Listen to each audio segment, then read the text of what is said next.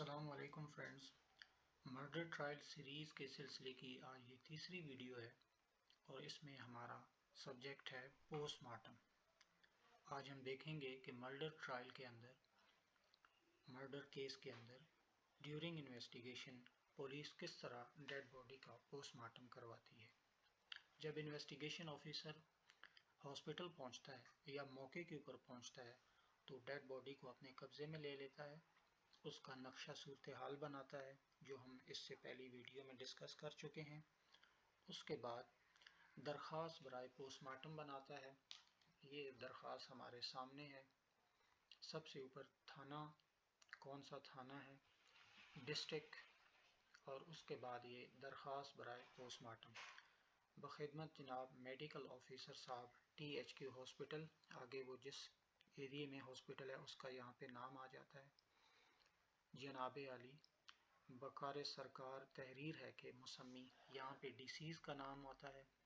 اس کی قوم، وہ اس کے ایڈریس آتا ہے، جس اس کو لگتا ہے کہ بظاہر کس وجہ سے اس کی ڈیتھ ہوئی ہے۔ تو یہ جو کیس تھا اس میں اس کو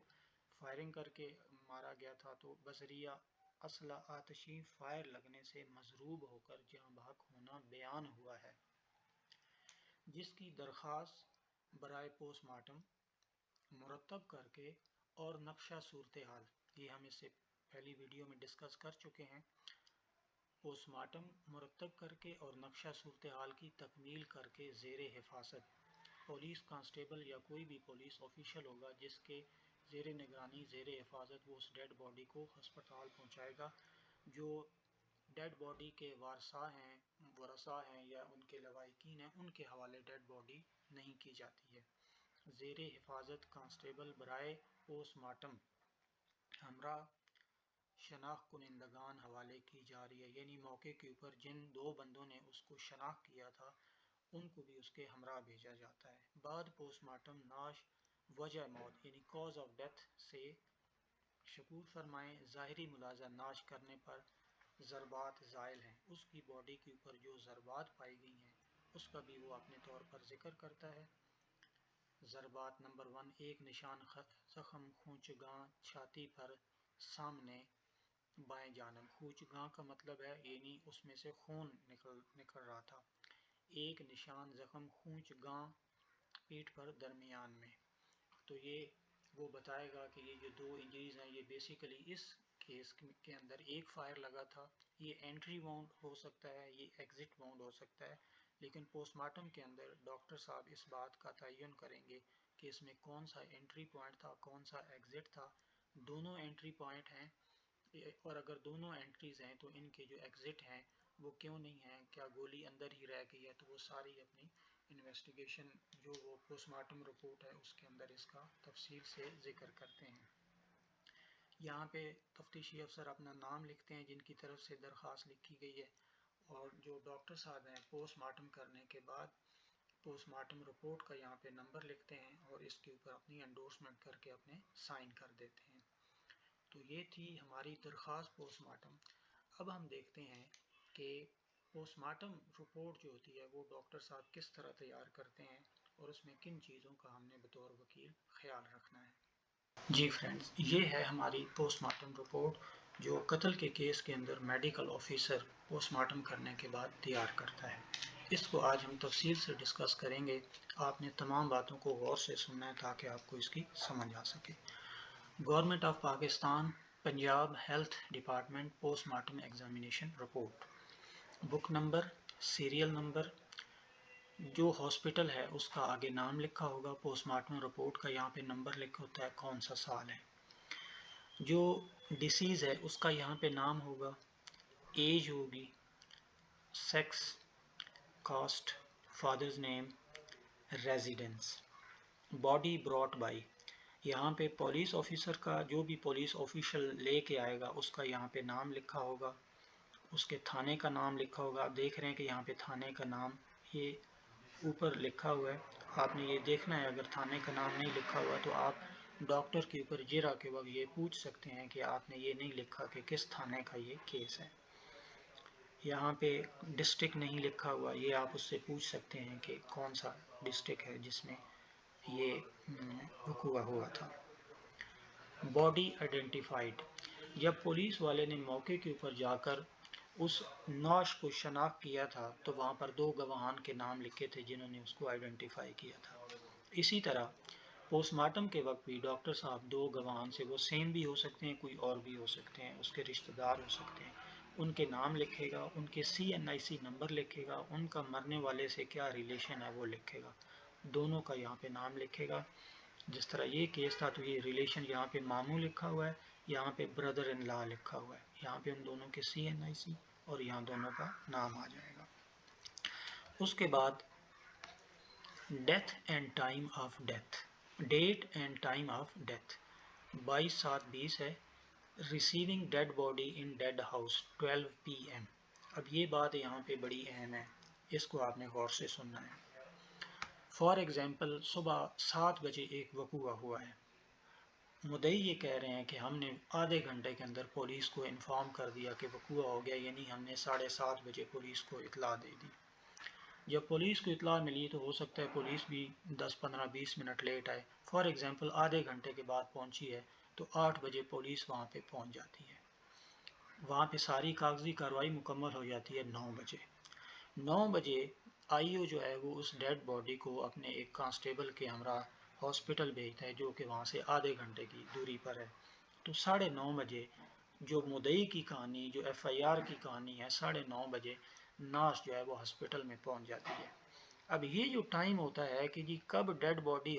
डेड हाउस में पहुंच रही है, ये बड़ा क्रिटिकल हो जाता है कि मुद्दई के मुताबिक 9:30 बजे पहुंच रही है, जबकि डॉक्टर साहब कह रहे हैं कि ये 12 बजे पहुंची है। तो यहाँ से एक शक पैदा होता है कि जो मुद्दई टाइम बता रहा है 7 बजे का या 7:30 का, वो गलत बयानी कर रहा है, क्योंकि अगर हम इस टाइम को पीछे की तरफ लेके जाएंगे तो ये तकरीबन 10:30-11 बजे का वक़ूआ बनेगा या 10 बजे का बन जाएगा। तो यहाँ से टाइम कॉर्पोरेट नहीं कर रहा, तो ये जो शक का फ़ायदा है ये मुलज़िम को पहुँच सकता है। तो इस बात का आपने ख़ास ख्याल रखना है, क्योंकि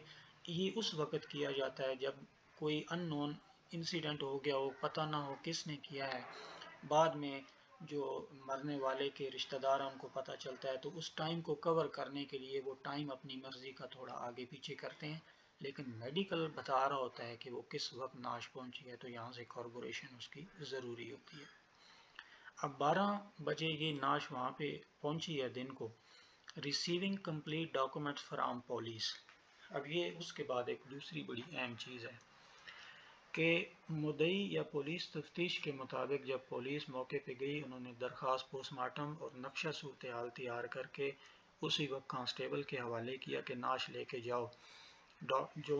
कांस्टेबल है वो 12 बजे फॉर एग्जांपल वहाँ पहुँचा है, तो क्या वजह है कि 2.25 घंटे मज़ीद लगे उनको कागजात डॉक्टर साहब के हवाले करते हुए।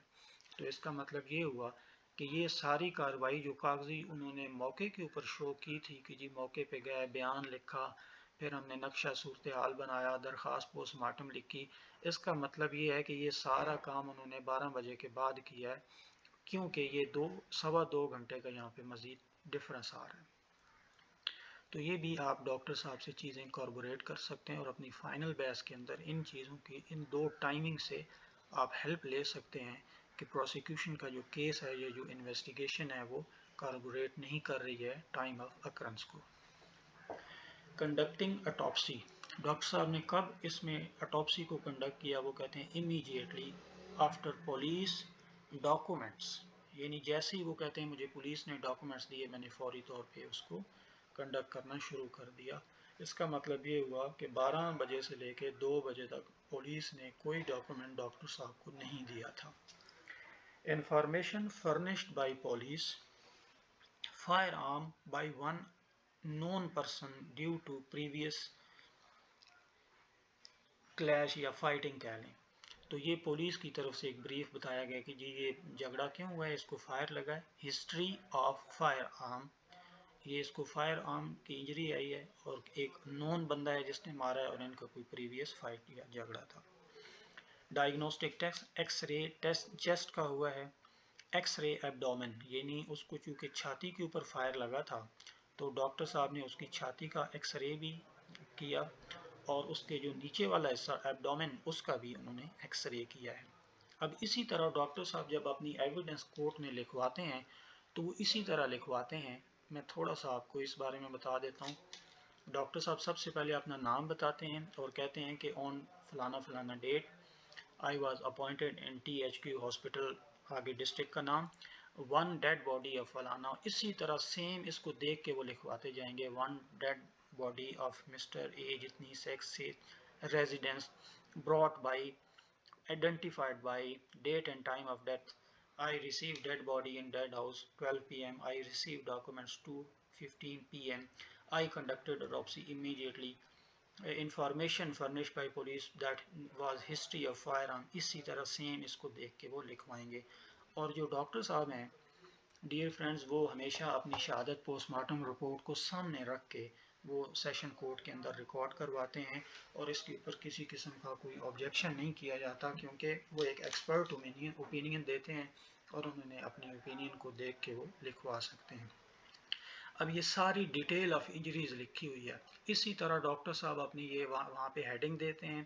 اور پھر وہ کہتے ہیں کہ جنرل فزیکل اپیرنس، اور یہ اپنی اوپینین وہ آگے جو ہے نا اس کی ایج کیا تھی، ایگزامینیشن آف کلوتھس وہ کی ساری تفصیل وہ بتاتے ہیں، ایگزامینیشن آف نیک کی باتیں وہ ہم نے جو مارک آف لیگیچر کی کل بات اپنے نقشہ صورتحال میں پڑھی تھی وہ یہاں پر لکھیں گے، ڈسکرپشن آف انجریز لکھتے ہیں یہاں پہ۔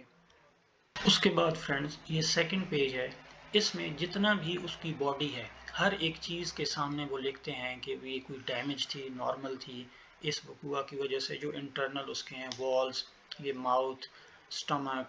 یہ ساری چیزیں جو ہے نا وہ اس کے سامنے وہ اب اس میں سب کے سامنے ڈاکٹر صاحب نے لکھا ہے normal and healthy, normal and healthy. اب اس میں یہ ساری چیزیں اسی طرح ڈاکٹر صاحب لکھتے آئے ہیں، اور یہ جو ہمارا سیکنڈ پیج ہے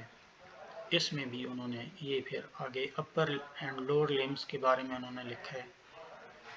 کہ یہ جو ان کے بازو یا اس کے ٹانگیں تھیں ان میں یہ اپر لمز لوور لمز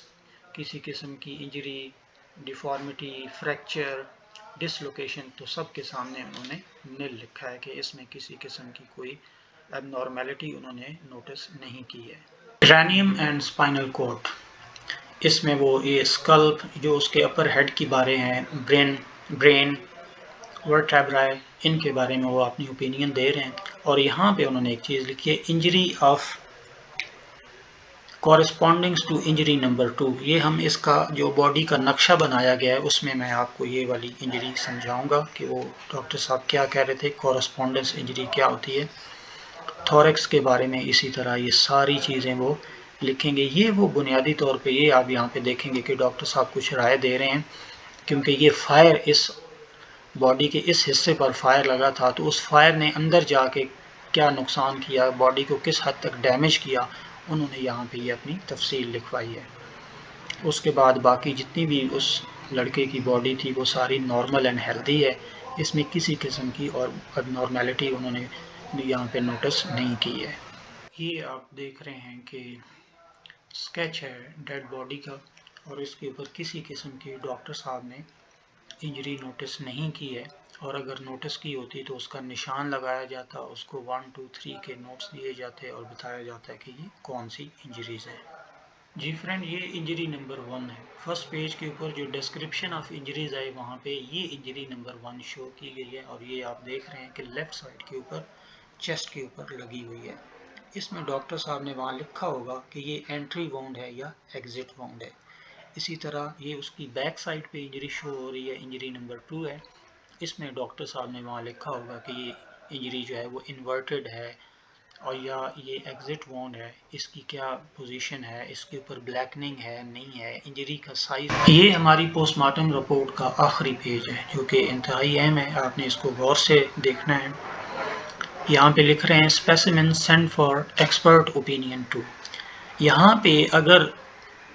ڈاکٹر صاحب سمجھتے ہیں کہ کوئی ایسی چیز ہے اس کا DNA کرانا ہے یا کاز آف ڈیتھ اس کی پتہ نہیں چل رہی اور اس کا لیبارٹری ٹیسٹ کرانا ضروری ہے، تو اس کو اس کے آرگنز کو وہاں سے تھوڑا سا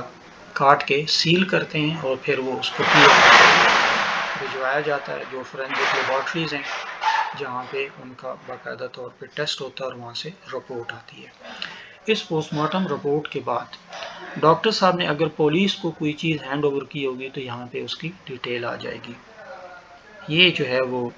जो इस केस के अंदर दिए गए हैं, 1 stitched body handed over to police, यानी बॉडी का पोस्टमार्टम करने के बाद उसको बाकायदा स्टिच किया जाता है पूरी बॉडी को और फिर वो हैंड ओवर की जाती है। नंबर 2 पे पोस्टमार्टम रिपोर्ट है, उसके बाद क्लोथ्स हैं, पुलिस डॉक्यूमेंट्स हैं, x-ray also handed over to police, जो उसके एक्स-रे हुए थे वो भी पुलिस के हवाले कर दिए गए। ये जिस पुलिस वाले के हवाले किए गए वो यहाँ पे रिसीविंग देता है, यहाँ पे साइन कर देता है। यहाँ पे ओपिनियन डॉक्टर साहब की बहुत ही अहम एक केस के अंदर होती है जो आपने इसको समझना है। Probable time that elapsed approximately 4 hours between injury and death,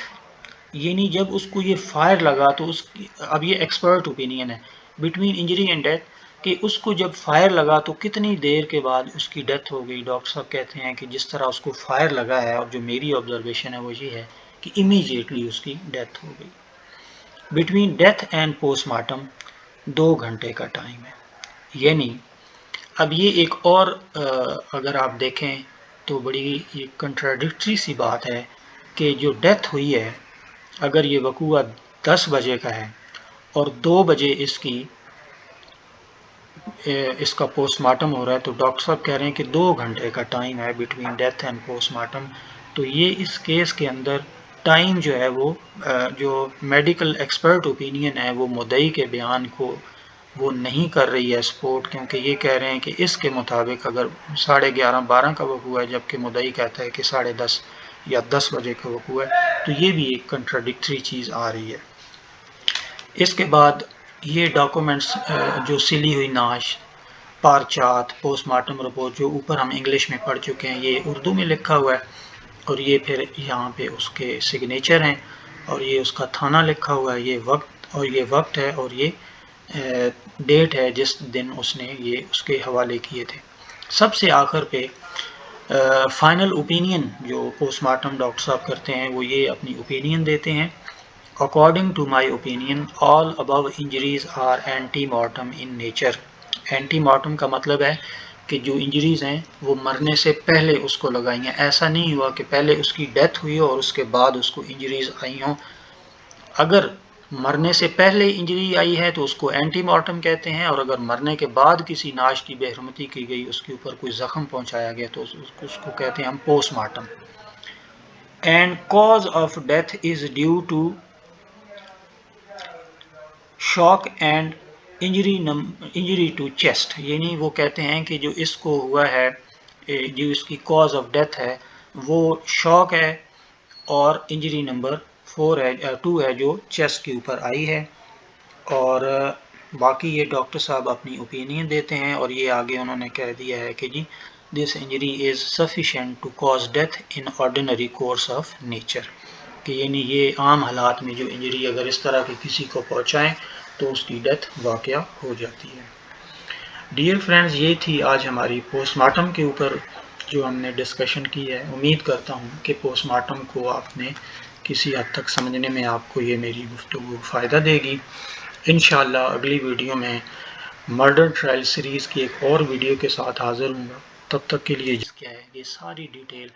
description of injuries में लिखी होंगी।